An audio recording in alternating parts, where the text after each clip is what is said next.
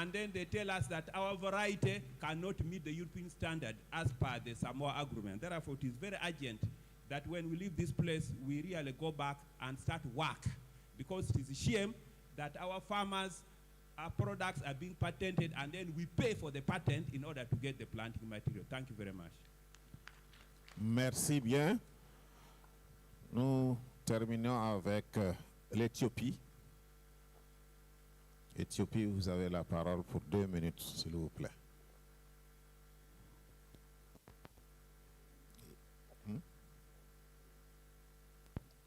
Ah non, c'est l'Ouganda qui a parlé tout de suite. Ok, c'est le Burundi, s'il vous plaît, excusez. Et l'Éthiopie se prépare. Merci, Monsieur le Président, de m'accorder la parole. Ma question est adressée à l'honorable Thomas, co-président de la CP. J'ai été touché par votre présentation qui réveille les esprits des Africains. Alors, quel conseil pouvez-vous donner aux différents parlements africains ainsi que le gouvernement, étant donné qu'aujourd'hui on observe ici et là des inégalités à l'accès aux marchés régionaux, continentaux et mondiaux pour avoir une indépendance économique? Je vous remercie. Merci bien, madame, précise et concise. Alors, la parole est enfin à l'Éthiopie. Thank you very much, the chairperson and the moderators. You gave us very important and critical issue. Africa has blessed with many natural resources. Let's see, one of the potential resources is water. Water we should use in 2 ways. The first one is we have to look into our irrigation potential. We don't need to wait for rainfall to produce once in a year. Let's maximize our water for irrigation purpose. It increases our economy to boost our economy, so we don't wait for others to support our economy. The second one is let's use our water for hydropower. Somebody from external need to make conflict with us because of our water. We should provide affordable and clean energy to our community, our country, because energy is very important to boost our industry, improve livelihood of our community. It's very relate with many of our economy and our development. Take, for example, Ethiopia is constructing GERD. We heard yesterday from DRC EGA, GERD, we have also a huge renaissance dam constructed by Ethiopian government. It is indicator of generating income domestically, because the resource that we have is obtained from our people. We paid, every person is paid to, and it is contribute to connect Africa and many of the world. However, during our constructing this dam, we have many imposed. Many foreigners are coming to stop our dam. So such kind of things need to be working integrately, and we have to work collaboratively. There's border dispute, resource findings, and there may be ethnic tensions. Who create all this fighting? Who ignites this fighting? Therefore, maximize, particularly keeping peacefully Africa, and utilization of our resource, particularly water resource, it's very important. Thank you. 7%.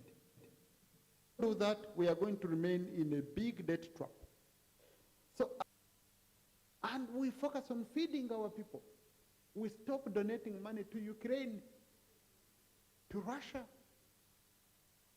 to Israel, deserts. You know, it's a shame. Because I have little time, so I'm concluding, Mr. Moderator.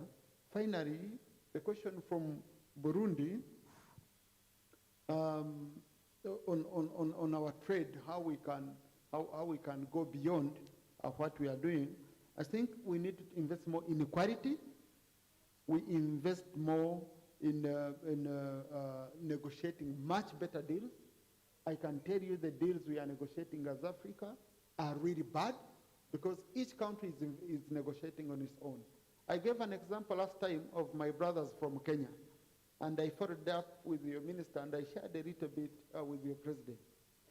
East Africa, we were negotiating the economic partnership agreement, one for the region. And we were putting the EU on tenterhooks. We were saying, no, we cannot take this deal. What happened? Kenya went and signed their own. Okay? Now, I was in Brussels, and when we were discussing, they said, no, now that Kenya signed, and Kenya is the biggest market in the region, you will only sign what Kenya signed. If you don't, we don't sign with you. So these are deals, international deals, which we call take or leave kind of agreements. It's a take or leave kind of agreement. So if we keep being disintegrated as a region, what are we going to gain? Intra-Africa trade, AFCTA, Africa, we are looking at our trade volume, I think 2023, because they haven't updated, was $193 billion. But now we can only achieve and improve it if we focus on intra-Africa travel. If I can get a visa, Mr. Moderator, I go to Singapore visa-free. But I struggle for months to get a visa to South Africa. You know? I get a UK visa of 10 years. My African brothers, whom we helped to liberate in South Africa, they give me a visa of 7 days. Within Africa. It is much easier for us to hold a conference in Dubai and all of us get visas than to hold a conference in Africa and all of us get visas. And then you think we shall develop? So intra-Africa travel, intra-Africa trade, it's the only way we can really trade seriously. And I think I've been seeing Africa, how much we import, yet we would be getting it from our brothers and sisters within the continent. Would be much, much, much better. So working together will help us achieve more compared to sour graping all the time that we are being exploited. And like I said, Mr. Moderator, we might not be responsible for what happened in the past, but we shall be held responsible of what is happening today and in the future. We can no longer blame the colonialists, we must blame ourselves, and we must act now. Thank you. Merci bien, Monsieur le Vice-président. Merci bien, Monsieur le Vice-président. Merci bien. Répondre aux questions, mais encore enfoncer le clou sur ce que nous devrons en faire pour sortir l'Afrique de la pauvreté. Alors, le débat est en train d'être clos. Il n'y a plus d'intervention, s'il vous plaît. Alors, nous constatons que les richesses sont immenses en Afrique, mais nous demeurons pauvres. Aussi, nous avons vu que l'impérialisme nous a exploités pour nous maintenir dans la pauvreté. Nous disons non à cela. Et chaque pays désormais doit pouvoir se dégager du joug de l'impérialisme pour jouir pleinement de ses richesses. Nous avons aussi conscience qu'en plus de ce que nous constatons, soi-disant venant de notre colonisateur, que nous-mêmes nous cultivons des comportements anti-progrès. Alors, nos richesses naturelles peuvent être immenses, mais si nous avons des mauvais comportements dans notre gestion, dans notre gouvernance, qu'elle soit politique, administrative, financière, alors nous n'irons nulle part. Donc c'est pour cela, nous allons voir dans quelle mesure nous devons aller ensemble.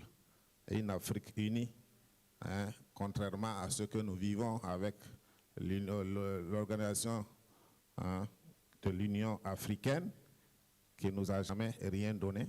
Nous devons quitter dans ça et pouvoir construire une Afrique nouvelle où nous nous soutenons mutuellement, où nos frontières n'existeront plus, où nous allons pouvoir circuler et faire circuler nos richesses pour enrichir l'Afrique. Voilà, Madame la Présidente, ce que nous avons en substance.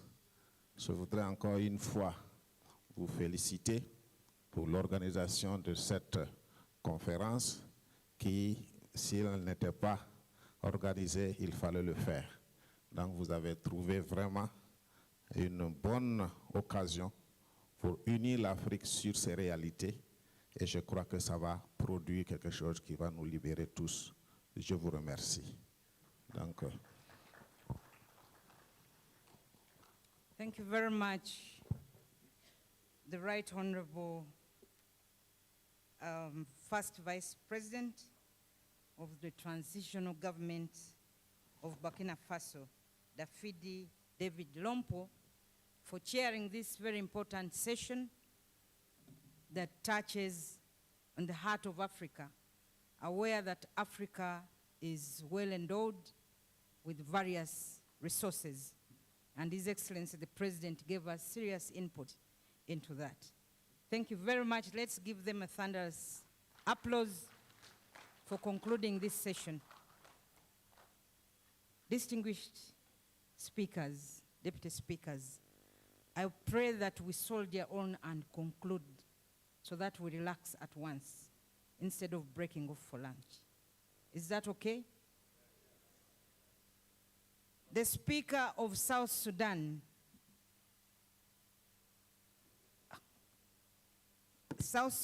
please get me the Speaker of South Sudan. She wanted to do some small intervention.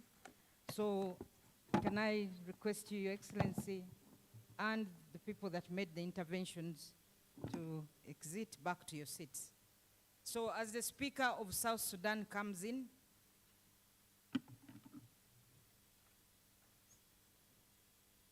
the next session is on education and will be chaired by the Right Honorable Rocky Ndiaye. May I request that she makes her way to the front. You know, we are all Africans, but surprisingly speaking different languages of the colonial masters. So we must accommodate all the others, and I'm glad the teams that are doing the translation are doing a wonderful job. So Right Honorable Speaker, will you come and take the podium? And may I invite the Speaker of South Sudan to step forward.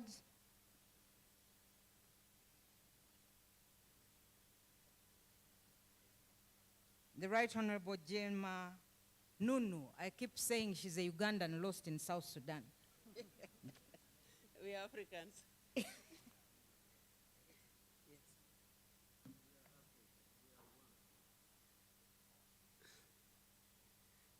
Thank you very much, Excellencies, Right Honorable Speakers, Deputy Speakers, Heads of Delegation. Good afternoon to all of you. I'm standing here to wish all the women here a happy Mother's Day. As we are here as Africans talking about families and family values, I know you're all aware that in African family or any other family, the mothers are the pillars of the family. And if you go back into the history, how this day was initiated and established, I think it was in recognition of the role women play in families. And you all will all believe, agree with me that without mothers really, families cannot be strong. The same way also like fathers. I know the fathers have their own day. I also wish them happy Father's Day in advance. But today is the day of mothers, and I just want to celebrate this day with you as we are here talking about Africa and African families. You are also aware that anytime they talk about language, they will say mother tongue. That means even the language itself, our old dialects, the mothers are the one who teach the children. So we are the custodian of, the women are the custodian of the cultures, actually. So, happy Mother's Day to all of you, the women here, and even the mothers here, and even the mothers-to-be. Those who are not mothers yet, we celebrate ourselves. So I have some few flowers here for the mothers, just to give, although flowers are not in our culture, but we have them now. We have our own flowers in our own cultures also. But I just want to give some few to the women here.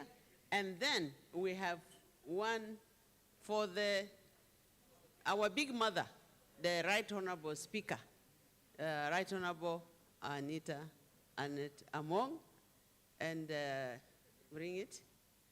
If there is somebody here who can receive on her behalf, please come forward and receive on behalf of the Right Honorable Speaker.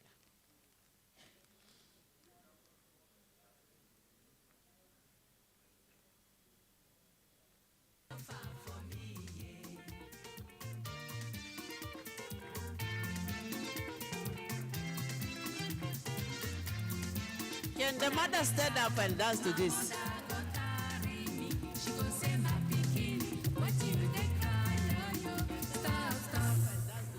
Stop, stop, stop, stop, make you no cry again, no.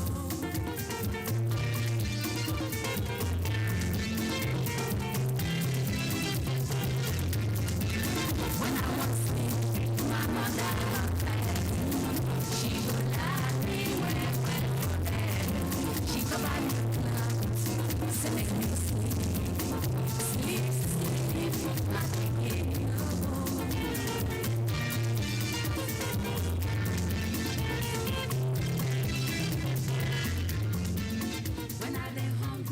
Can all the mothers, all the women, DJ, carry on, carry on.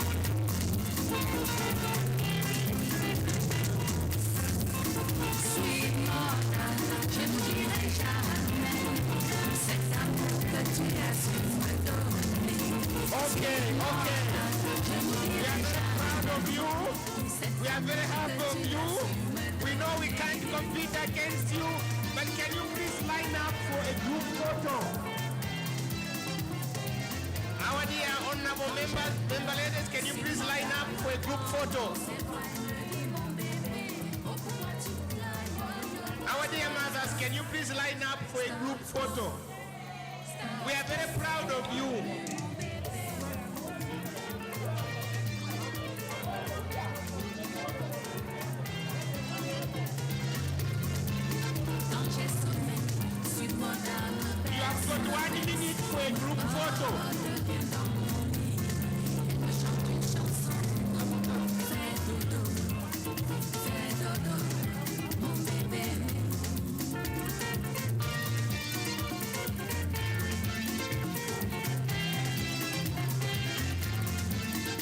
j'ai faim, sur mon davant un peu partout pour me trouver de quoi manger. Sweet mother,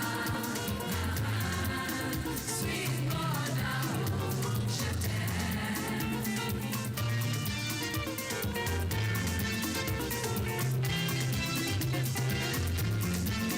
Quand je suis malade, sur mon davant plein et dis mon Dieu, prenez soin de mon bébé. Et puis tout beau, Seigneur,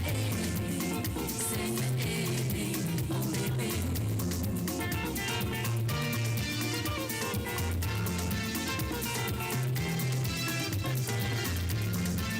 Si je ne dors pas, sur mon dame ne dors pas.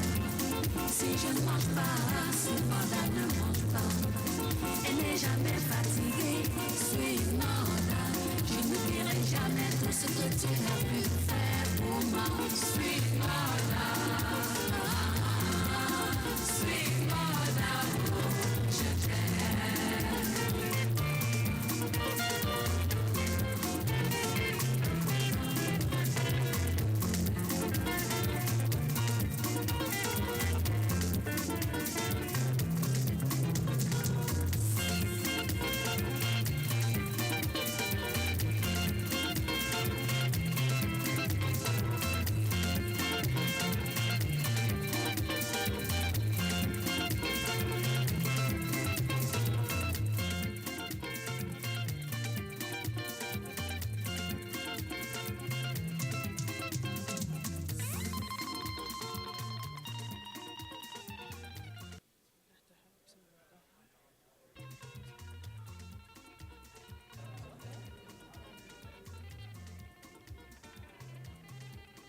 Congratulations.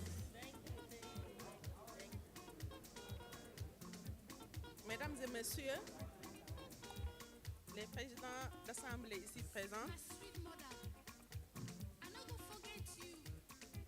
My sweet mother will suffer for me. When I dey cry, my mother go cry. She no know what mesdames et messieurs, you know well. les présidents d'Assemblée ici présents, What you my pikin? mesdames et messieurs, les vice-présidents d'Assemblée, You forget another, honorables députés, you forget chers participants, but you forget another mother. je m'appelle Roch Ndiaye, deuxième vice-présidente de l'Assemblée nationale sénégalaise.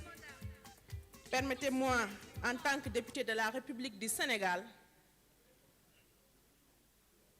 de vous transmettre les salutations chaleureuses de son Excellence M. Bassirou Diomaye Diakhar Faye, président de la République du Sénégal, du Premier ministre Ousmane Sonko et du président de l'Assemblée nationale sénégalaise, M. Malick Ndiaye, qui ont bien voulu m'envoyer à cette conférence pour participer à la 3e conférence interparlementaire ougandaise. Sur ce, nous allons procéder par appeler M. Godfrey Kenze, hein, nous parlons français, à venir nous rejoindre ici. Pour le thème suivant, souveraineté éducative de l'Afrique, défis et perspectives mondiaux.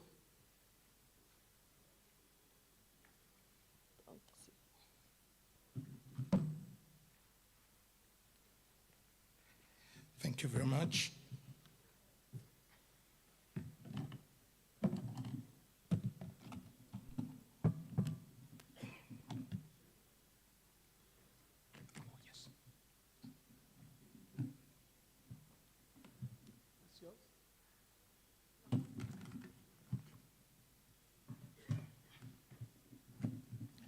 Excuse me, there's a lot of technology over here that I'm trying to put in the right place.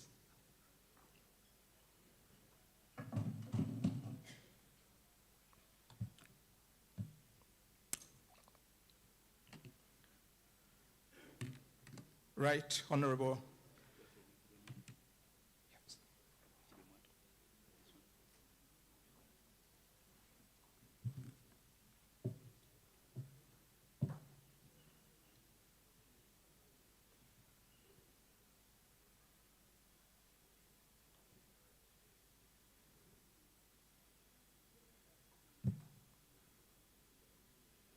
Right Honorable Speakers of Parliament and Deputy Speakers and Honorable Members of Parliament from the different countries that have already presented here, ladies and gentlemen, it's a good afternoon, and it's my joy to stand before you.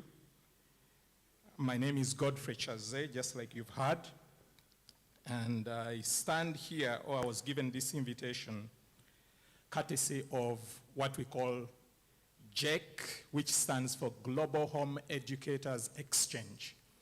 It's the organization where I serve on the board as an advisory board member, but also here in Uganda, I serve on what we call Homeschoolers Uganda Group, which is an organization locally that does the same thing GEC does on the global level, but in Uganda we are trying to see that we mobilize, encourage, and support those parents who have chosen, when it comes to the area of education, to take charge or to be responsible for the education of their children, their biological children or the children over whom they are the legal guardians. As well, I run what I call Homeline Academy, which is an education program that provides resources to support mainly those kinds of parents or families who desire resources they can use to support their own children, to educate them in the manner that I'm going to be talking about here. But I want to start off from appreciating the previous presentation that we just heard from our Honorable Deputy Speaker of Parliament of Uganda about resources. And I want to start with this statement that there is a debate going on regarding resources as to whether resources are in the ground or resources are in the mind.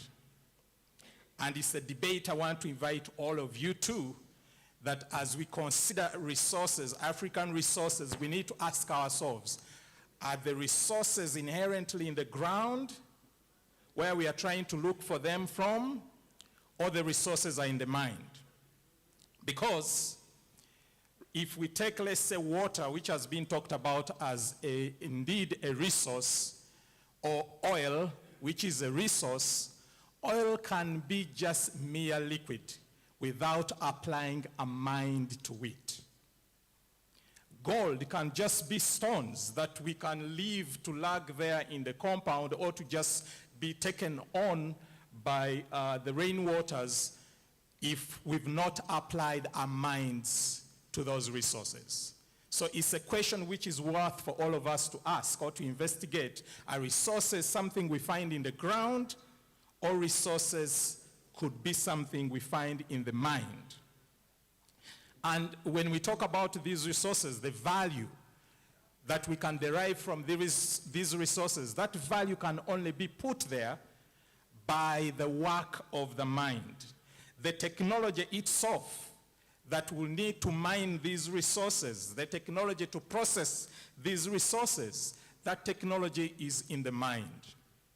The research that we need to put in order to come up with innovation that can help us to come up with technology which will help us to process our own resources or mine them, that research and innovation is still hidden in our minds. We've talked in the last couple of days a lot about things like even COVID-19. It was those people who had cultivated their minds that they are the ones who were ready to give us the vaccines, which were, for us, were only left on the side of debating whether these vaccines were authentic or they were not authentic. But those who cultivated the resource of the mind were busy giving us or offering us something, and for us, we are busy complaining. In this session, I want to talk about education. Why education? Education is the only place where we are going to be able to exploit the resource of the mind. We need an education as Africa that is purposeful And that's why I've entitled this presentation, Reclaiming African Educational Sovereignty, talking about pathways to cultural relevance and true independence. Now, I want to acknowledge the call why all of us are here.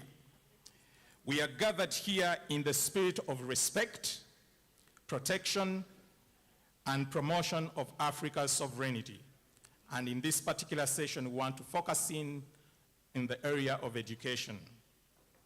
But I want to state it right from the start that beyond political independence, which it's easy for all of us to focus on as Africa, that we need to be independent politically, we need to recognize that true sovereignty requires more than political independence.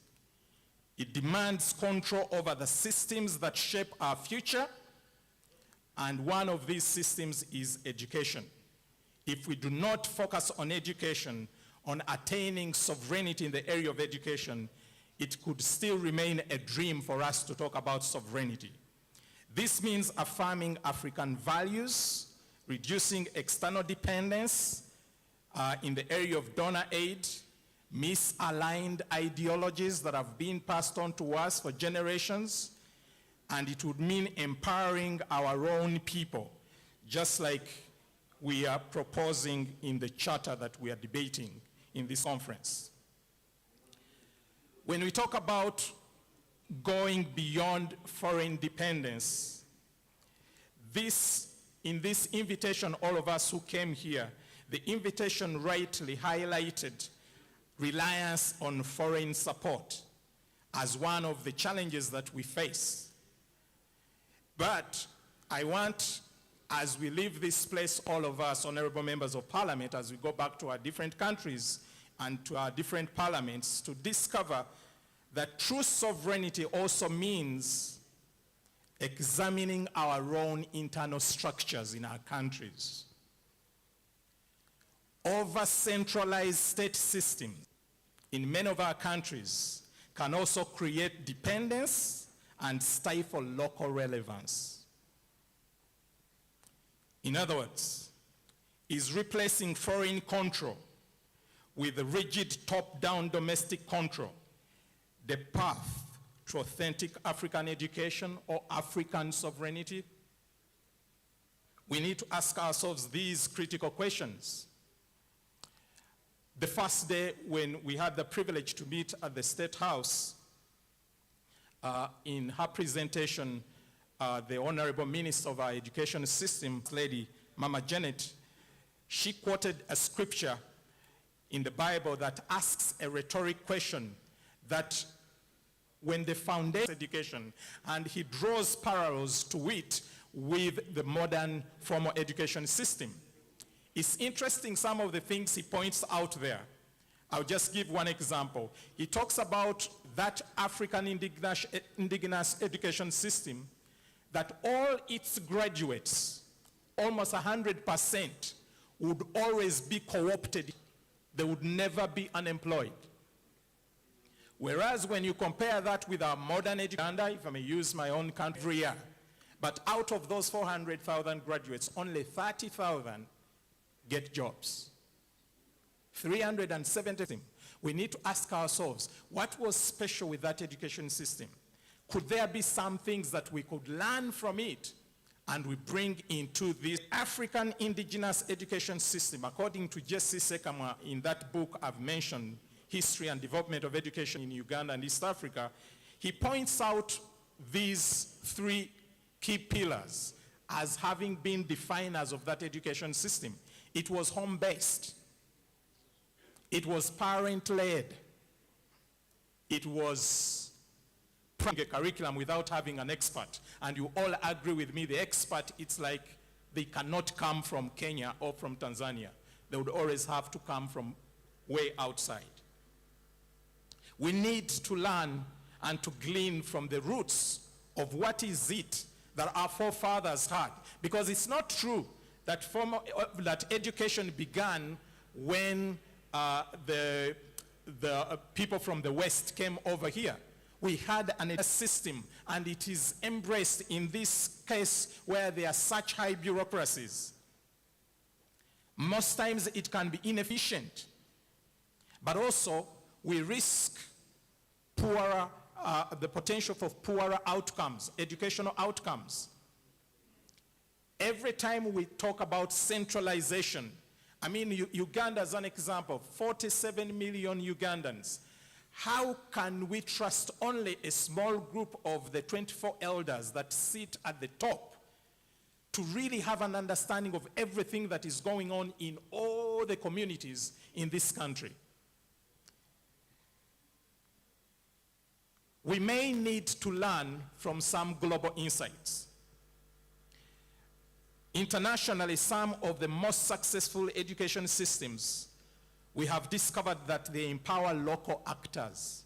Local actors, in this case, in the names of teachers and the parents. They are the people on the ground. They are the people where the rubber meets the road. It's the teachers and the parents. These are the people with the young people we are raising today on a daily basis. Schools today, in our Ugandan case, they are with our children, the next generation, who actually make the biggest percentage of our population. 9 months in a year for 2 weeks, 3 months, come home for 2 weeks, another 3 months. Then they come home for a month. Who has them? Who knows them best? It is these teachers. Often cited, Finland has been cited recently as having the best education system in the world. If you try local dependency, in Uganda, those who come from Uganda, you possibly are familiar with the phrase, tusaba gavumenti tuyambe. Literally translated, every situation that happens in the school to a child, in curriculum, we'll name it, tusaba gavumenti tuyambe. Government, where are you? Come and help us. The communities at this day is mindful of critical evaluation. That even when we get things that are not necessarily African, beyond a one-size-fits-all approach for all 47, 50, 100 million people in your country, and we recognize that there is such a diversity even in our own small countries.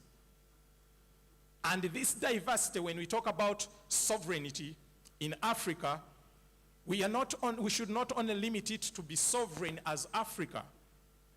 And this is where the challenge has been. Every time we talk Africa or we talk sovereignty and we talk about unity like we've talked about it here, the danger is for people to hear that when I tell you, come and unite with me, most times people hear you say, stop being you, come and join me and be me. That does not create unity. True unity comes by saying, I recognize who you are and you have a difference from me, and your difference, I need it to contribute to who I am, but I also have something you don't have that you need. Let's come together to the same table because we need each other.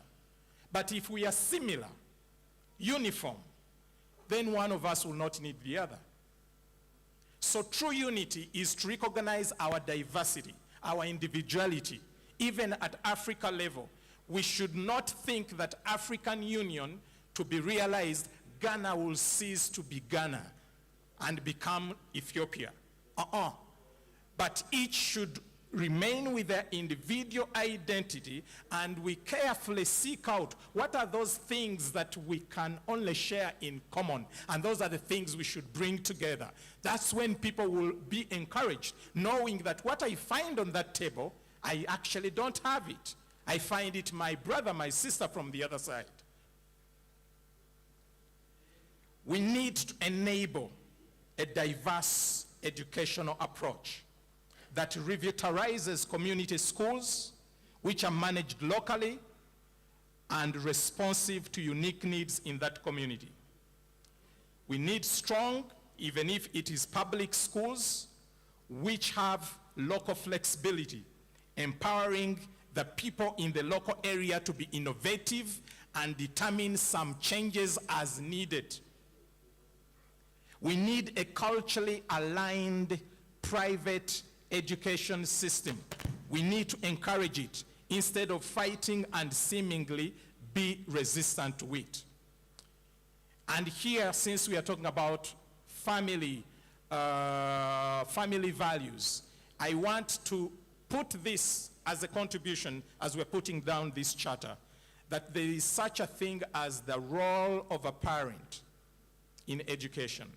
There is such a thing as home-based, parent-led private education, which many people today prefer to call homeschooling. This is not a new concept.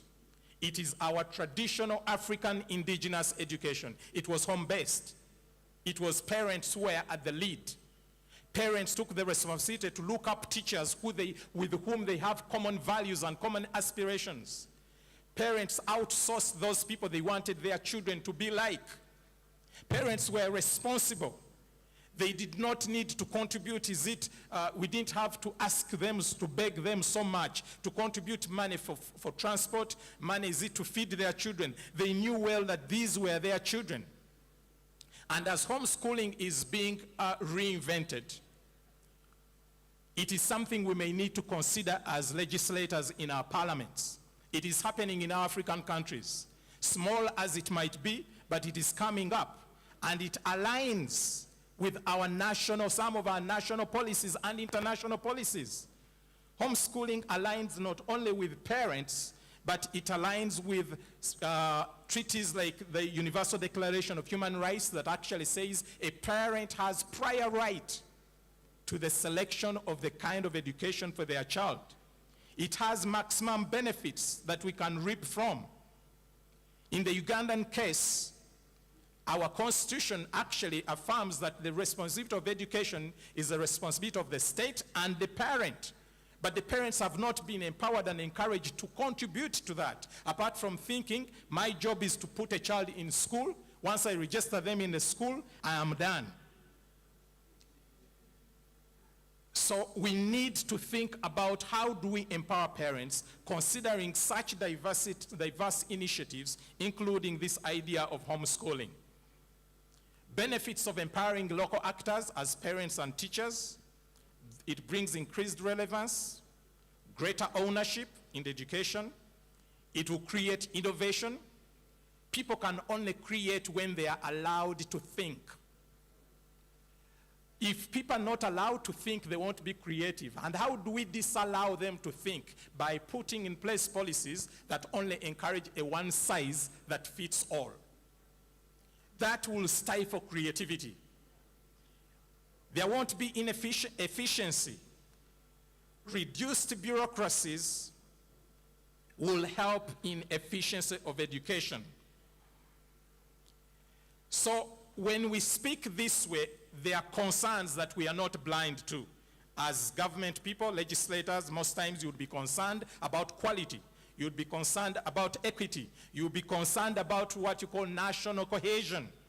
But I want to say that a focus on outcomes and essential competencies in education, allowing diverse methods, using national frameworks only as guides, not rigid prescriptions, will support local quality enhancement initiatives.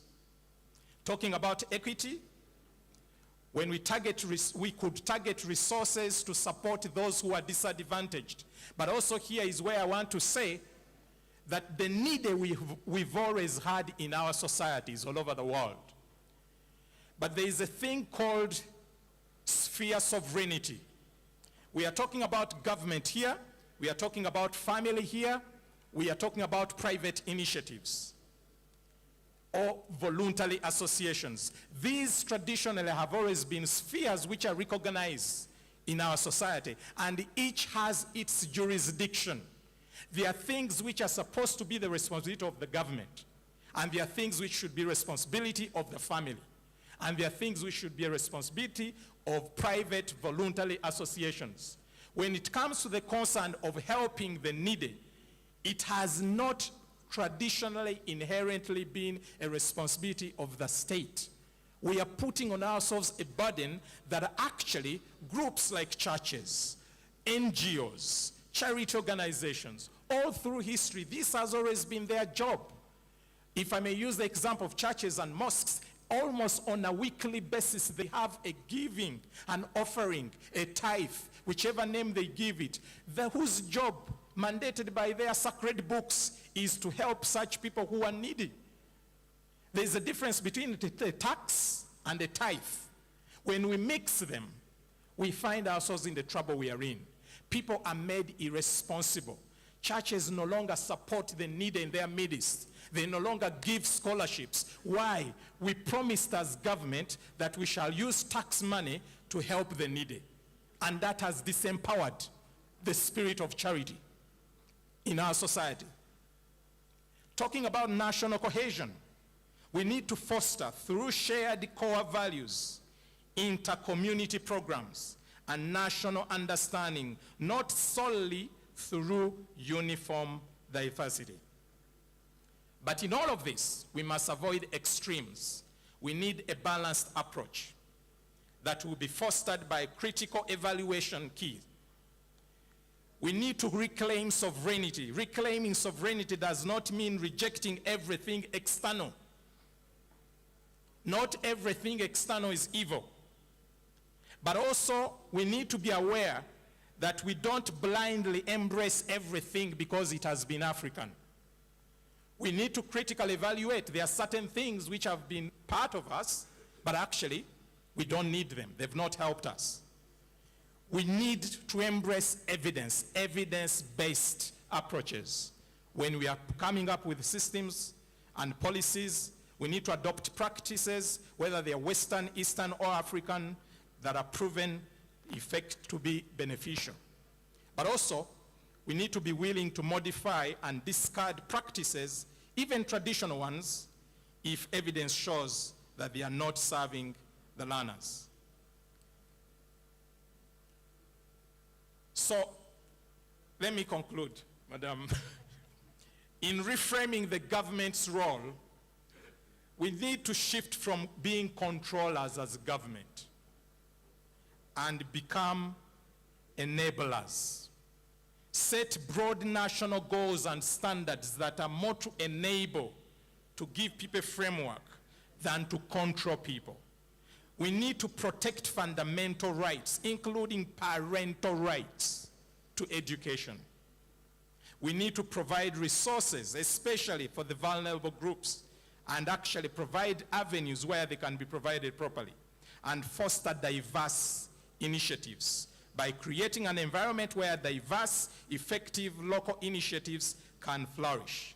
But also we need to increase local investment. We must reduce dependence on donor aid by increasing domestic investment. We need to legislate in a manner that empowers, not a manner that controls. Just like some of our policies in education have been found to actually disempower, discourage, and almost criminalize parents who are responsible. I'll give the example of the recent National Teachers Bill 2024, Article 60 in there, in Ugandan Parliament, which says to teach anywhere, in any setup, you must have a license from government, you must have a bachelor's degree specifically in education. That is going to criminalize such responsible parents.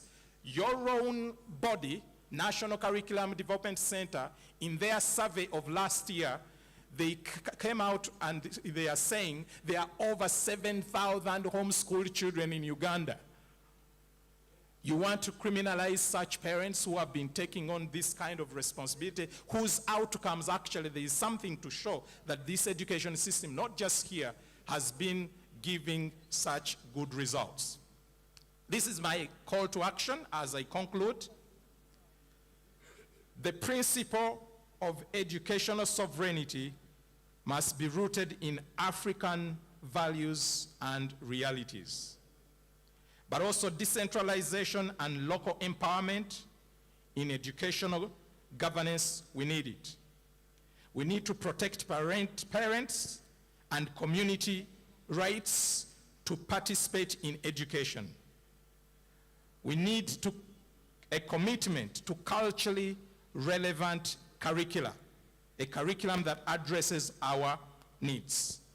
But also, We need to address our legislation and enact laws that affirm sovereignty over education systems, review existing acts that actually criminalize local initiatives or that disempower local initiatives, especially from parents, and we should invest adequately in education of teachers and ensure that we empower parents. In conclusion, true educational sovereignty lies in systems that are culturally rooted, locally empowered, and focused on effectiveness. By drawing on indigenous strength, embracing decentralization, and critically engaging with global knowledge, we can build education systems that truly serve Africa's children and aspiration. Let us empower our communities and families as key partners in this endeavor. Thank you very much.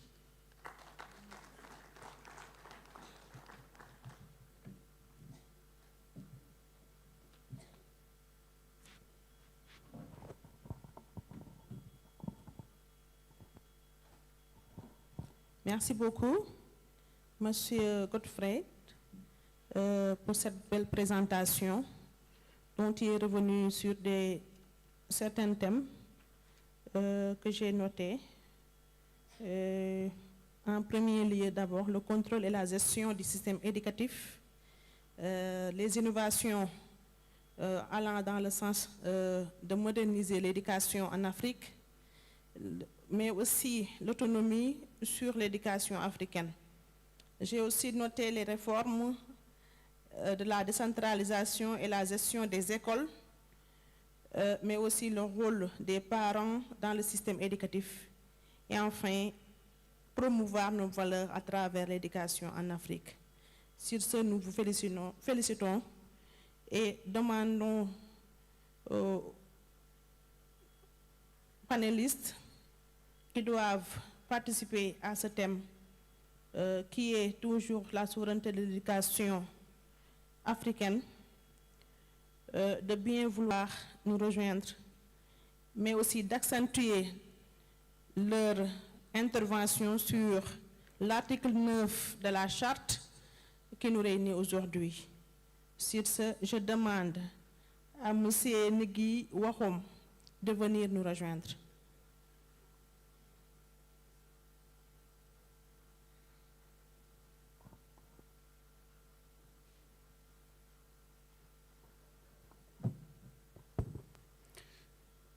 All protocols observed.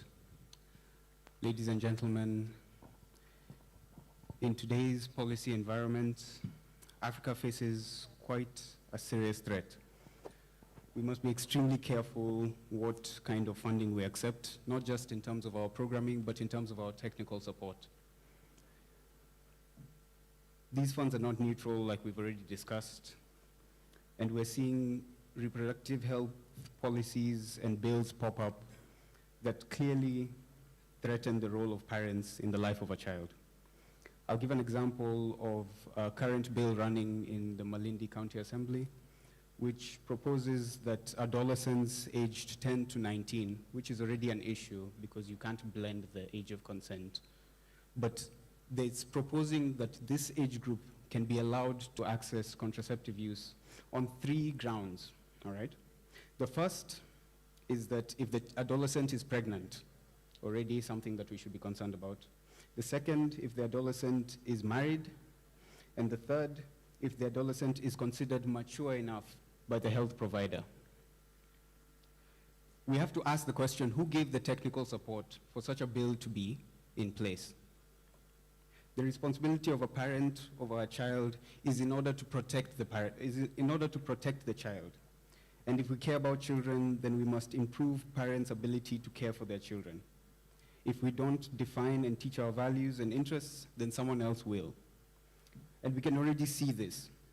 Let me ask all of you, how many of you, what's the first thing that comes to your mind when I talk about family planning?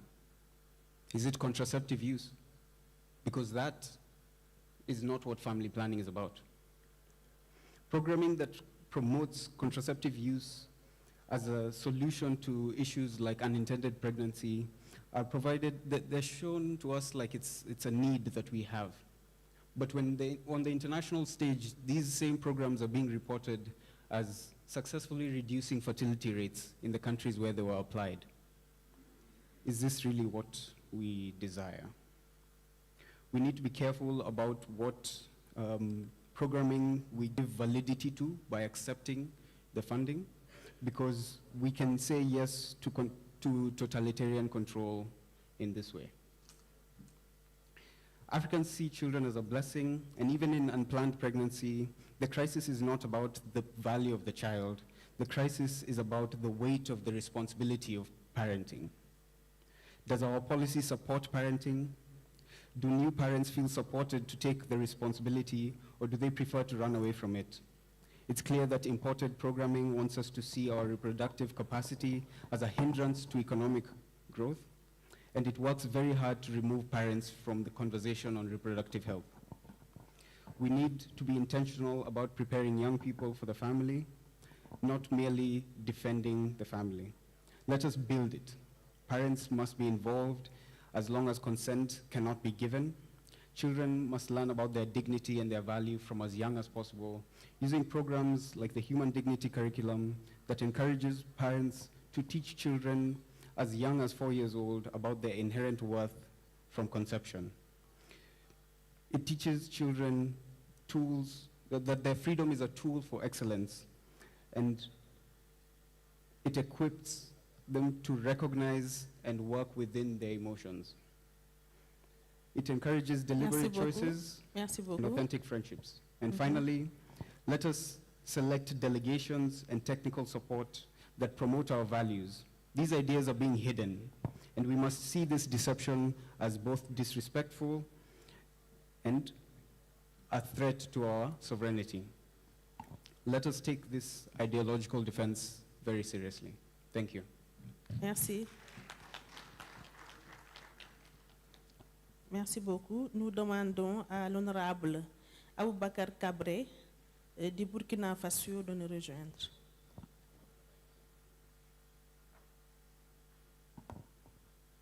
Pour 3 minutes.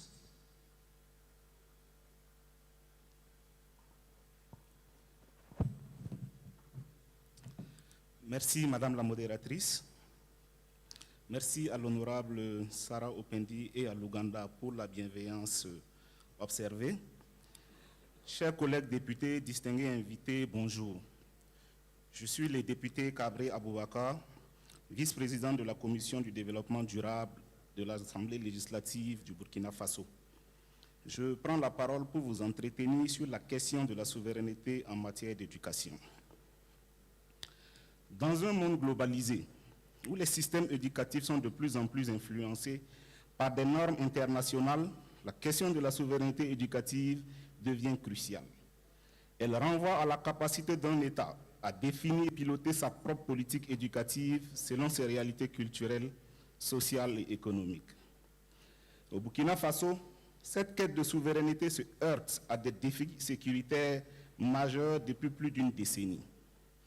Notre pays, riche d'une histoire de lutte pour l'émancipation, cherche aujourd'hui à garantir un droit fondamental, l'éducation dans un contexte marqué par l'insécurité. L'éducation est l'arme la plus puissante qu'on puisse utiliser pour changer le monde, disait Nelson Mandela. Pourtant, cette arme peut perdre de son efficacité si elle ne tient pas compte des réalités culturelles et sociales de chaque peuple.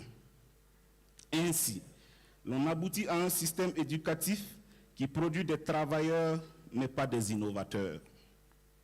Il nous a été enseigné une histoire qui glorifie nos oppresseurs. Ils nous ont fait croire que nos cultures sont primitives et que nos ancêtres étaient des sauvages, que notre avenir dépendait de leur approbation. Ils nous ont appris surtout à mémoriser, pas à penser de manière critique. Le système a fini par garder nos meilleurs et plus brillants cerveaux à l'étranger, rêvant de quitter l'Afrique plutôt que de la réparer. Les médecins et ingénieurs ainsi formés ont contribué à enrichir leur nation, à contrôler nos récits, posséder nos médias et dicter notre image au monde. Ils ont réussi à nous faire croire que que nous étions un continent sans espoir, éternellement en crise. Nos écrans sont ainsi inondés de telenovelas, de pauvreté et de zones de guerre. Les publicités caritatives ont fini de convaincre un grand nombre d'Africains que nous étions des incapables sans l'aide étrangère. Le système vise aussi à minimiser nos réussites, à transformer nos victoires en incidents isolés. Lorsqu'un dirigeant africain met en œuvre une politique qui révolutionne, il la présente comme une anomalie, plutôt qu'une preuve de compétence. Il s'assure aussi que nos États restent dépendants, noyés dans les dettes, en leur offrant des prêts à des conditions impossibles. Ils utilisent des œuvres de charité pour créer chez nous une culture de dépendance plutôt que d'autonomisation. Le plan est clair, chers Africains. Diviser, corrompre, exploiter, désinformer et contrôler. Leur but ultime est de s'assurer que chaque tentative de se libérer des Africains rencontre une résistance si forte que la génération suivante y réfléchisse à 2 fois avant d'essayer à nouveau. Le Burkina Faso a fait l'expérience il y a 30 ans avec le capitaine Thomas Sankara. Il nous a fallu 30 ans pour nous remettre en marche. Ce n'est pas une histoire, mais l'histoire de notre continent. La vraie question à nous poser n'est pas comment empêcher l'Afrique de devenir une puissance, c'est plutôt comment l'Afrique peut briser le cycle mis en place pour la maintenir à terre. Ainsi, la véritable voie vers l'émancipation de l'Afrique réside dans sa capacité à reprendre le contrôle de son destin, en déconstruisant les mécanismes d'oppression et en bâtissant un avenir fondé sur ses forces, valeurs et aspirations.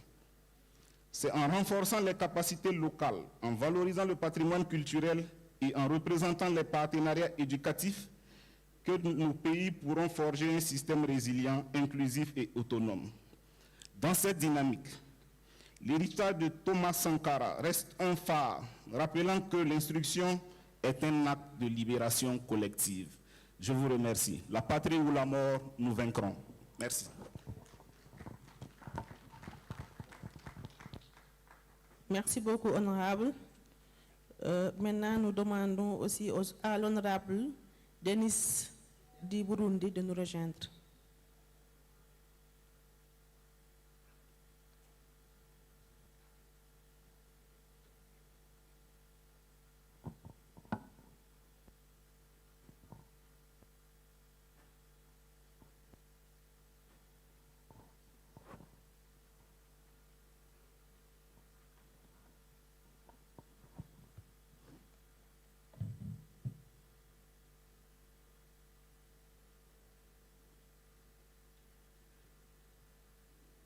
Monsieur le modérateur de m'accorder la parole.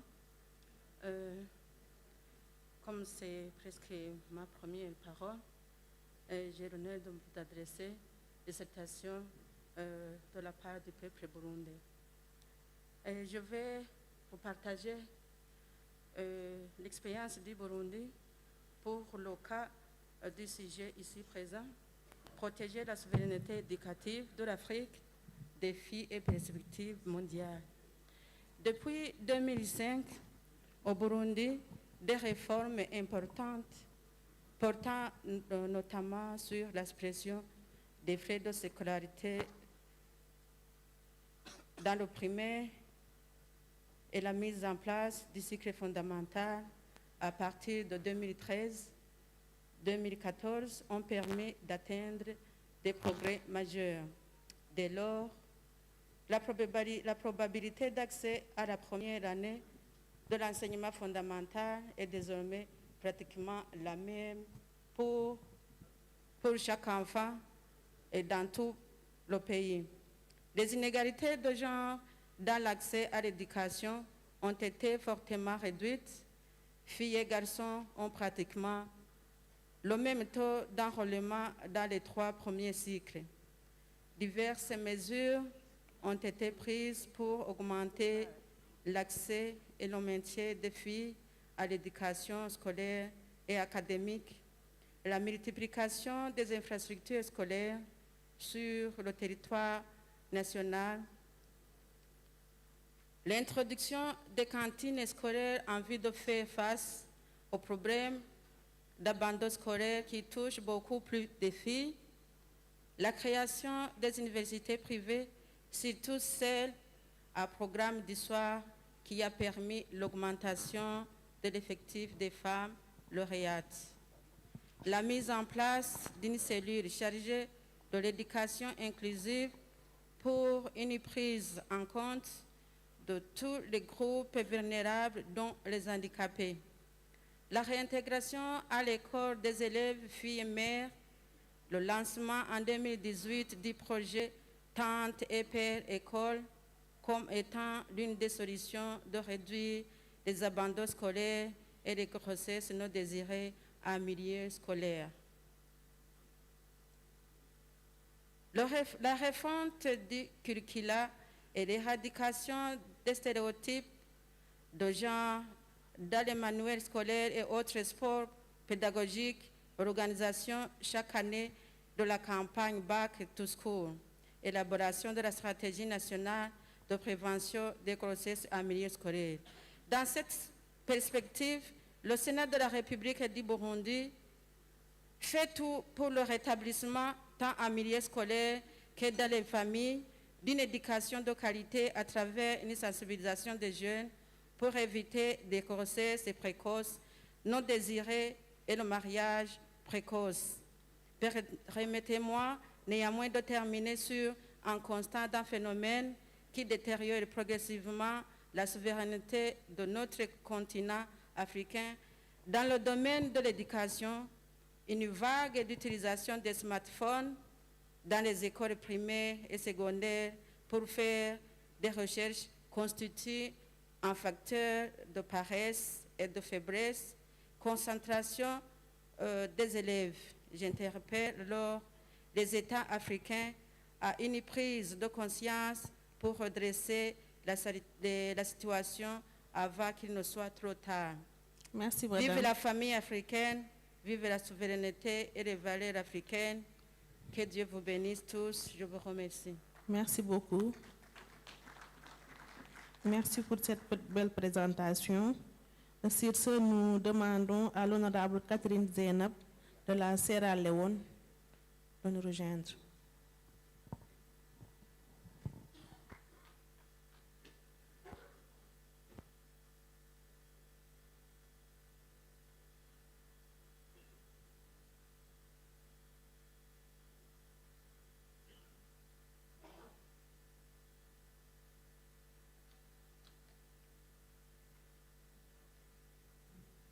Thank you very much, Madam Chair.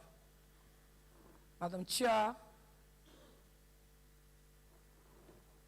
I want to greet everybody, especially our dear speakers. Thank you, Madam Speaker, for remembering women of the world. And us women, happy Mother's Day. And it's a day to unite. It's Mali's Day. We celebrate the great king of reggae, Robert Nesta Mali. Happy Mali's Day. In celebrating education, Sierra Leone, my country, we've gone far. But the interference of what we call the colonial master is still affecting our country. We have in our constitution, education in chapter 2, it's a fundamental right. It's your right to be educated, it's your right to go to school. As we speak, we have a series of laws we've passed in our parliament in terms of education. We have basic laws in basic education and all of those. In Sierra Leone, we have the school feeding program. And in Sierra Leone, education is free. It's called the free quality education from age 6 going downwards or going upwards. So the problem we are facing now is the introduction of the new curriculum. What is in the new curriculum? Sexuality. What is sexuality? If you go to the Sierra Leone new curriculum, it will tell you that the new curriculum that is bringing what we call teaching our girls and our boys how to sex, telling them that it's your right to sex at this age. It's your right to do this at this age. That is the problem we are facing as a country. But what we've done as a parliament, at least we've summoned the minister to tell parliament why the change of the curriculum for the next year, academic year. So, for us, we value education. into this charter, Madam Chairperson, Madam Sarah Opendi, Honorable, we want to say thank you.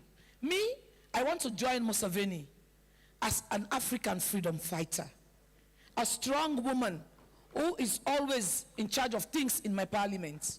I am called the Iron Lady, the iron that will not stand or will not bend, always stand erect. Are we serious as African to make this charter a reality? Are we a nation that is serious to join ourselves for the benefit of the education of our girls and our kids yet unborn? Is the charter serious? If you go down to the final page of the charter 19th, it tells us that reporting has to be after every 3 years. But we fail to measure what we call reviewing of the charter. Yesterday, we have people here talking about treaties and charters. In our parliament, in African parliament, we have nothing to do to review or to look into treaties. So, it is better we include in our charter that our executive, whether it's the president or the minister of foreign affairs, in going to look into charters of African Union or United Nations, it is their mandate, has to be mandatory here that these people has to go with a parliamentarian. At the end of the day, the parliamentarians will have the right to read, understand, critique before signing. But after signing, we have nothing to do but just what we do to ratify as MPs. MPs, am I saying the truth or the things that are not correct? So this is the problem we are facing. So if you say the problem is in parliament, no. The problem is with the executive. Our president gives us ruling. They will tell the ruling bench, this is what I want. It must pass. Madam Speaker will say it has to pass. Us as whips will tell the members of parliament you have to vote. Whether you like or not, you vote. Are we serious as Africans? How long can we continue with shots?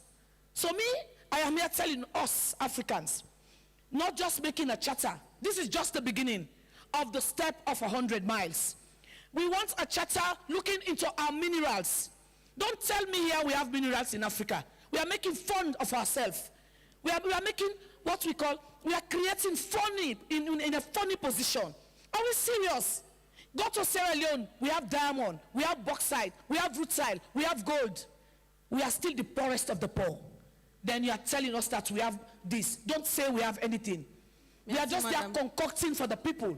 Go to Niger. Merci, madam. Go to Niger. The medium that is selling, France is enjoying it. So Africans, can we join ourselves together for the benefit of our people? Are we serious to see Africa move? Please, change the metrics. Speakers, thank you because you are here. Change the metrics of the parliament. Tell the executive that it's high time we change. Bring betterment for Sierra Leone. Thank you very much as we move. Merci beaucoup, honorable. Merci pour cette belle présentation. Nous appelons honorable Kibiri Hussein du Nigeria.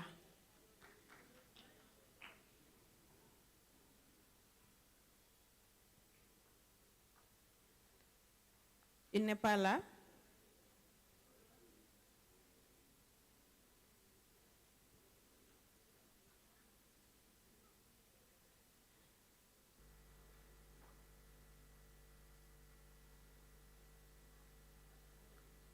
Honorable Kibiri Hussein du Nigeria.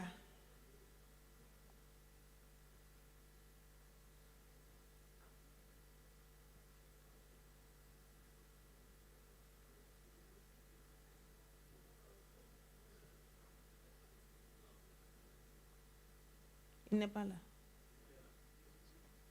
Oh, okay.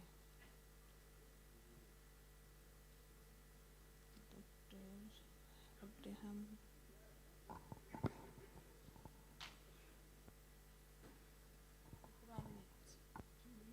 Yes, 3.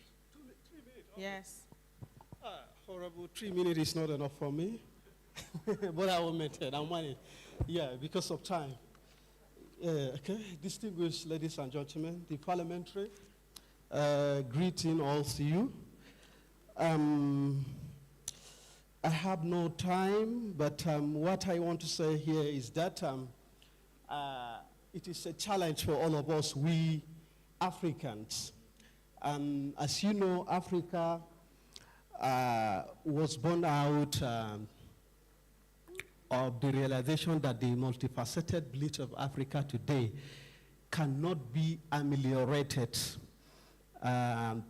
unless people of conviction comes together.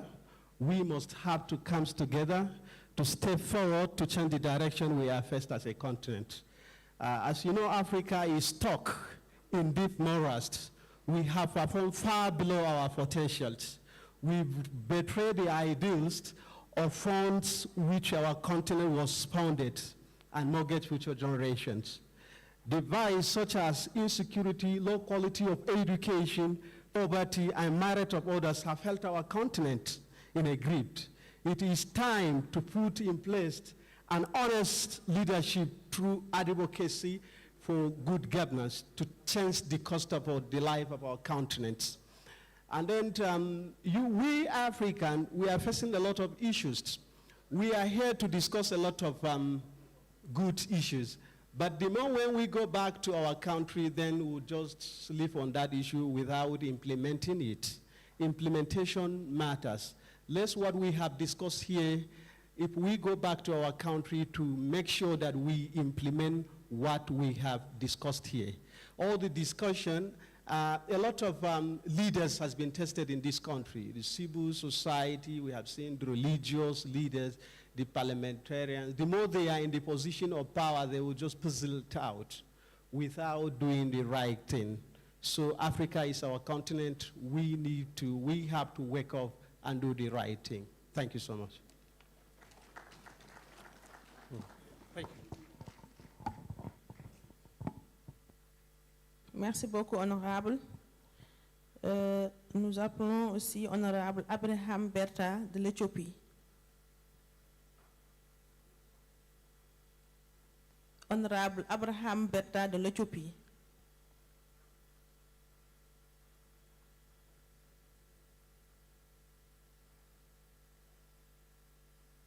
Pour 3 minutes.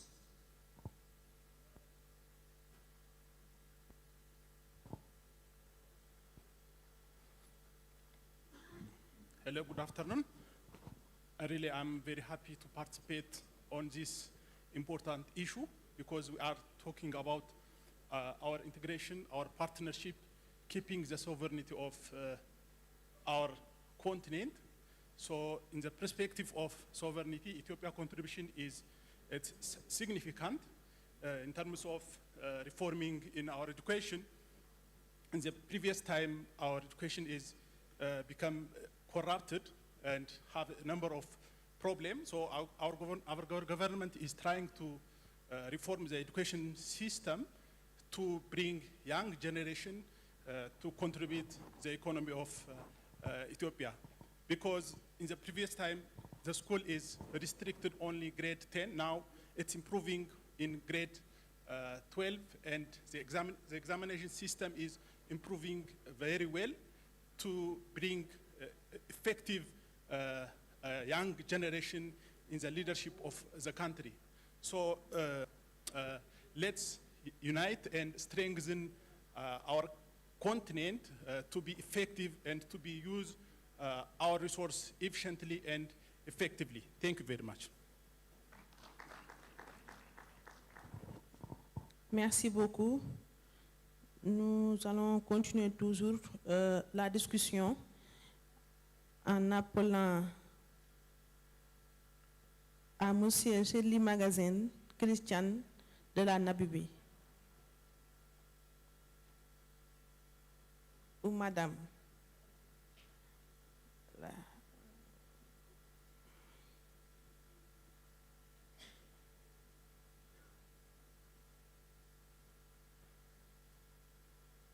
Ok, c'est Madame Shirley Magazine. Je m'excuse de vous avoir appelé. Thank you. Monsieur. 3 Correction. minutes. 3 minutes. Yes, correction. My name is Magazine, not Magazine.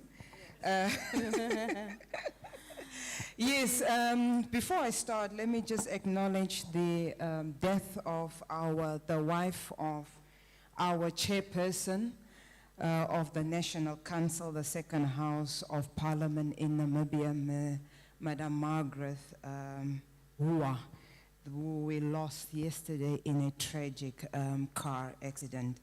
Having said that, I'll be very brief, and I want to be, and I may be making some controversial contributions, but allow me to say this. I want to first of all stand and call for the reformation of Africa. It is only by us reforming Africa that we will be able to achieve this. And what do I mean? And what else needs to be reformed? First of all, it is our political reformation that needs to take place. It is health reformation, institutional reformation. All this that we are talking about requires reformation. Reformation of what? Reformation of structures, reformation of institutions, reformation of systems and policies and our laws. And at the very core of reformation is where I want to quickly just look into, and that is political reformation and what necessarily needs to take place. We must admit, and I'm speaking to politicians in this place, legislators that have been voted in by the people, we vote you in, but unfortunately, until we come to acknowledge and admit that as leaders, political leaders, you are guilty of treason. And what do I mean by guilty of treason? You have betrayed the trust of the African people. We have spoken, and the previous speakers have mentioned the fact that as the West that have come in and looted our natural resources, they were not working alone, and they don't work alone. They unfortunately work with our leaders, and our leaders are guilty of selling out the people. And as the people, we are equally guilty because we have normalized treason in our countries. We do not have, and we do not hold our leaders accountable for what they are doing. And as we are standing here, until we rectify that, until we correct that, because we will be going back to our nations and we will continue with agreements that sell out our nations. And I'll give you one example before I go sit down. For example, in Namibia, comprehensive sexuality education has been legislated by our legislators. We have made it a law that CSE is a strategy that we need to employ as a country to reduce teenage pregnancy. That is a clear sellout of the families and the children of the Namibian people. And this is not unique to Namibia only. This goes across every African country, that we are selling out our children, we are selling out our mothers, we are selling out our families. The people of the African nation have no one that are really speaking for themselves. And what do? We go back and we continue with the same systems that are defeating us. And I am calling on not only the legislators, but equally civil society. The people of the African continent, we are guilty unless we start demanding that we need to advocate for ourselves, that we need to reform our political systems, that, and we've heard it just previously now, a legislature that is asking speakers of parliament to accommodate them by making laws that speak to the benefit of the people. We should not be doing that if we are really there for the people and not for personal interests. And it is time that we must acknowledge that it is personal interest, personal gain that is destroying Africa. And for Africa to rise up and stand up for herself, and I can acknowledge why we do not want to take this on as African nations to rally behind Burkina Faso. It is because Burkina Faso is being led by military. And as governments, we are scared that if we are going to acknowledge that what Burkina Faso is doing, that it is in the interest of the people, we are scared that we will be overthrown by our military. And so we need to rise up to say, let us look at the principles that Burkina Faso is standing on and let us replicate it in our nations. It is time that we advocate the people of Africa must be first if we are going to achieve even this family charter. And in conclusion, we are speaking of family, we are speaking of sovereignty, but have we defined this? And we are talking about a pillar of education. Are we all having the same understanding that what family values are, what African values are, what we mean by sovereignty? And this is my contribution to say, let us include it in our charter, that we have a common understanding of what we are speaking about. Reformation is here, and it needs to start with you and I. I thank you.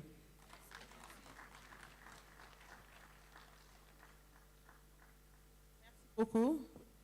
Madame, sur le CD Magazine, je m'excuse d'avoir modifié votre nom ou prénom. C'est juste, comme disait tout à l'heure, le fait que nous ne parlions pas les mêmes langues. D'aucuns sont des Anglais, d'autres des Français, d'autres des lusophones. Et ceci constitue un frein à la souveraineté africaine. Et je pense que nous devons penser à revoir cela pour que l'Afrique soit encore plus libre. Sur ce, je vais continuer et j'appelle Madame Sylvia Mezezi du Kenya de bien vouloir nous rejoindre. Merci.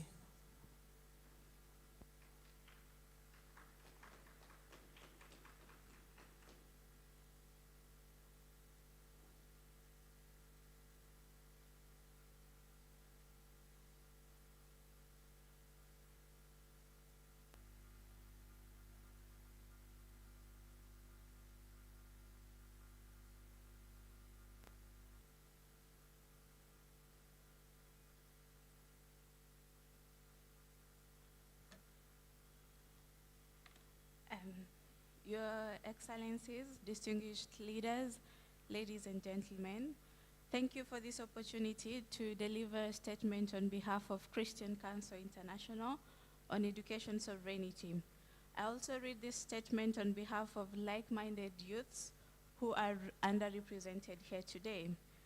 So it goes without saying that education is one of the most powerful tools in our societies. All of us here today are living witnesses of its shaping power. Africa has made commendable progress in achieving good education levels, and we acknowledge and appreciate every African government that has chosen to invest in the minds and futures of African children. Know that you are appreciated for that. However, access alone is not enough. It matters what our children are learning. Across our beloved continent, powerful external actors are attempting to redefine education by exporting ideologies and values that are often foreign in our cultures, families, and faith traditions. Under the banners of comprehensive sexuality education and sexual reproductive health and rights, we see global programs that bypass parental authority, sexualize children, and present moral boundaries as oppressive. These are not neutral health initiatives, they are ideological campaigns. They teach that abstinence is outdated, that gender is fluid, and that abortion is a right, but they remain silent on the beauty of chastity, the sanctity of life, and the irreplaceable role of parental guidance. Your Excellencies, this is not education, it is indoctrination. It is ideological neocolonialism branded by UN agencies and imposed without the voice of African families, churches, or communities. True education must form thinkers, not ideologues. It must protect the innocence of our children, not violate it. It must prepare children for adulthood and not ideological confusion. Let this charter represent the moment that Africa stood, not against global cooperation, but for dignity, identity, and sovereignty, because no curriculum, no treaty, no global agenda should override the sacred trust between a parent and a child. I thank you. Merci beaucoup d'avoir bien représenté la jeunesse africaine. Donc, nous sommes à la fin de nos intervenants. Nous demandons à M. Godfrey de bien vouloir répondre aux interpellations qui se sont formulées à travers des déclarations, des contributions, et j'ai noté une seule question qui a été posée par le premier intervenant. Donc, je vous remets la parole. Merci. Vous avez la parole.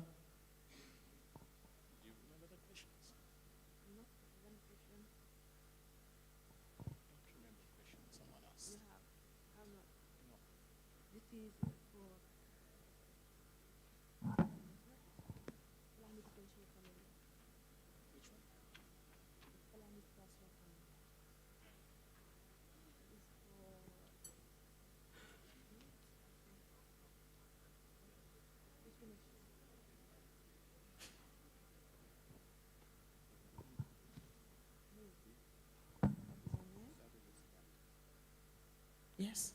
Yes, we.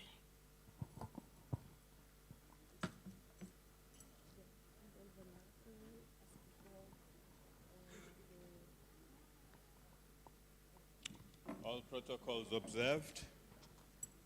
Good afternoon. I'll be very brief and straight to the point. I would like us, as we proceed, to ask ourselves a very simple question. I will answer it in my own way, and I would love for you as parliamentarians to also answer it, but not to me as we go forward. My question is education in Africa the same as African education? Is what we are getting in our schools and what is being legislated upon real education, or is the education that we have become a weapon of mass destruction? The reason why Africa is where it is right now is because education, so-called, has been weaponized against the African people, so that what we get in school is miseducation and diseducation without getting quality education, which is informed at taking us forward as African people, which teaches us that we are second best and we should be relevant to other people's interests as against our interests as African people. And my answer to this is that we need an African-centered education that is relevant for the lived reality of the African man, woman, and child. An African-centered education that centralizes our nationhood as African people. If we cannot even think as an African nation, if we cannot even think about tapping into the global relevance of who we are as an African nation, we will forever be lamenting and singing the same song over and over and depending on other people to design curricula for us, and we meet and we complain together. In rounding off, I just want us to answer again the question: what is the meaning of education if it does not speak to freeing the African mind? If it does not make sovereignty a reality, a lived experience to the African man, woman, and child, to the ordinary African man, woman, and child. We cannot continue to hear about sovereignty when it's uttered from a political platform. We want to experience it. We want to see it. It's not a mere political or ideological construct. It has to be a reality. And again, I will talk about Burkina Faso. The education that we are seeing championed in Burkina Faso is getting the Burkinabe to be proud of themselves and be proud of their own resources as the people of Burkina Faso? What are we doing to take pride of who we are as African people? What are we doing to ensure that in the dressing of the people, in the laws of the people, we are actually teaching something and ensuring that the children appreciate the role of Pan-Africanism with an African education that speaks to our reality as African people. Without us constructing our clear identity as a global African nation, we will never move from this space. We'll be here next year and for the next 10 years saying the same thing. Thank you very much. Merci beaucoup. Honorable Tizi Gezi de l'Assemblée Zimbabwe.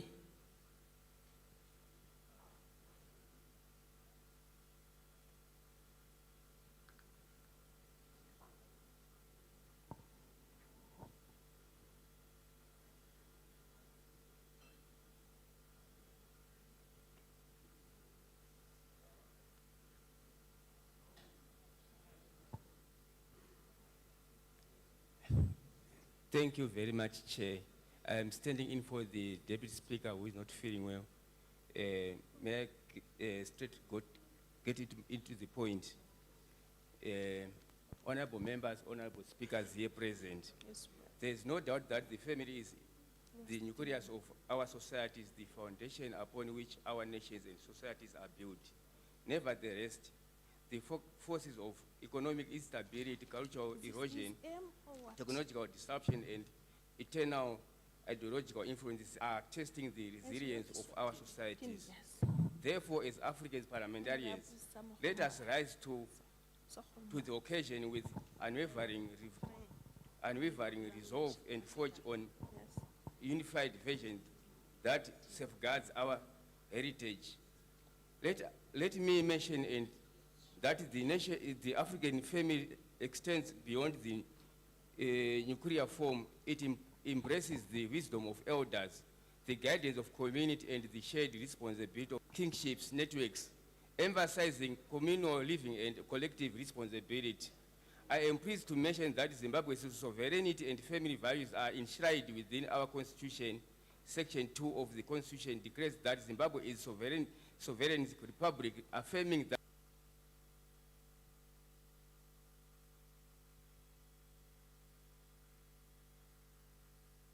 shall detect our policies and interfere in our governance. Section 25 emphasizes the duty of the state to protect and promote the family in the cornerstone of society and ensures policies that strengthen family units, the cultural traditions. Honorable members, our African education systems must resist teachings that with ideologies that do not align with our heritage. African nations must retain the right to define their educational values without from foreign entities or policies that undermine our tradition. In Zimbabwe, we have the heritage-based 5.0 model, which ushers in a new learning, innovation, and creativity. Merci. Merci beaucoup. Vous avez épuisé votre temps.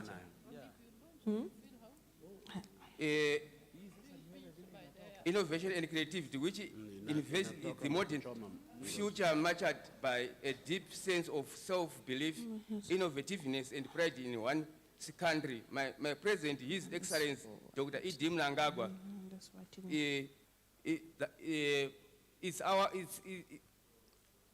which means that a nation is built by its own people. This is a statement and an affirmation of our self-determination, our national sovereignty and independence as a country. Therefore, it is be clear that Africa does its own terms. Have a provision of protecting African indigenous languages. As you are aware, languages are central to cultural serving as a bridge between generations before official language in Zimbabwe. This posed a great challenge to the protection of our indigenous language. Hence, we changed that, and now we recognize 16 languages, including sign language. Before then, vous avez dépassé largement vos minutes. Okay, in conclusion, all formal education was conducted primarily in English and our colonial language, creating a major barrier for our learners. In 2021, the Education Act was amended to allow learning in our indigenous languages for primary education. We therefore look forward to a charter that seeks to, in conclusion, let me conclude that the anticipated African Charter on Family Sovereignty and Values must not be a passive declaration, but must affirm without hesitation that African family values are non-negotiable. Let Africa stand firm and shape its future. Donc nous demandons aussi l'honorable Chakomba de Eswatini.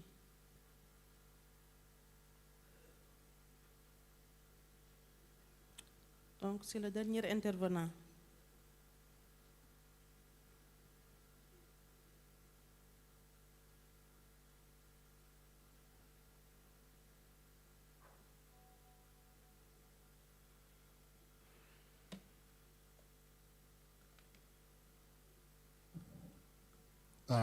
Thank you, Madam Chairperson, distinguished ladies and gentlemen.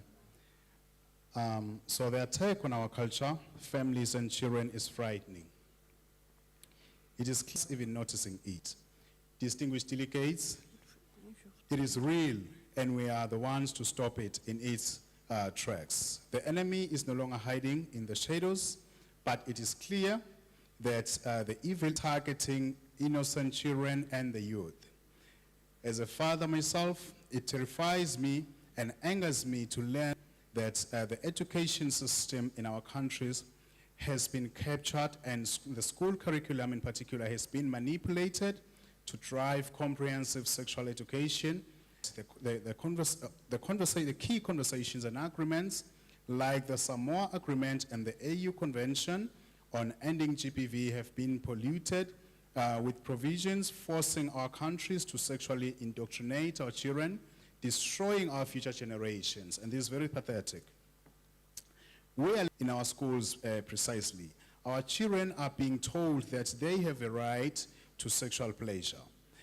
This will make them a target for pedophiles and sex trafficking. How will such teachings end HIV and teenage pregnancy? I ask myself. We are learning programs implemented through Ministries of Health with the World Health Organization as well as the United Nations backing. Very shocking. End of this whole event here in Entebbe. So my standing here before you is simply to be able to ask Honorable Sister Opendi to come forward and do the closures. But before I do so, I've got two tasks. The first task is to make an appeal to each one of us following the presentation that was made yesterday by Pelham, our dear sister Medias, regarding the pesticides which are being banned in Europe, but they are being allowed to be imported and used in Africa. In order to prevent this from continuing to happen, Pelham has come up with two key petitions, and these petitions, they require a minimum of 10,000 signatures to come from Africa, by Africans, with an African heart and mind. Move the European Union to start becoming responsibly aware that Africa is not a dumping zone. I am raising a placard that has got a QR code which will be shared to all of us. On this QR code, you're going to find links to two petitions. The first petition is against production on family, values, and sovereignty, and we intend to have this duly registered so that it is regarded as you regard Pan-Africa, SADC, and all other international parliamentary organizations. That process has begun, and I thought I should keep you, our honorable members. And she died in a road accident. As we are celebrating mothers today, let us all rise up and give a moment of silence in remembrance of this lady. May I request that we don't leave the front seat vacant? Uganda, South Sudan, please.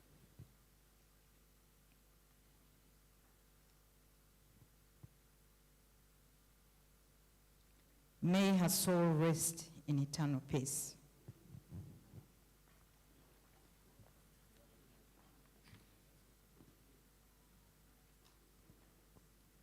We have come to the close of this very important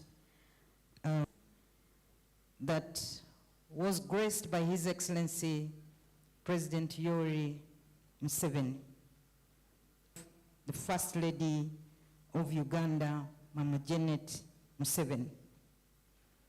As the chairperson of this conference, I want to present to you the zero draft of the Africa and autonomy. It is sad that as we gathered here, we are speaking different languages.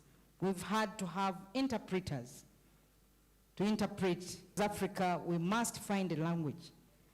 Promote Swahili that will unite all of us. And when we gather, we can speak to each other. I want to appreciate the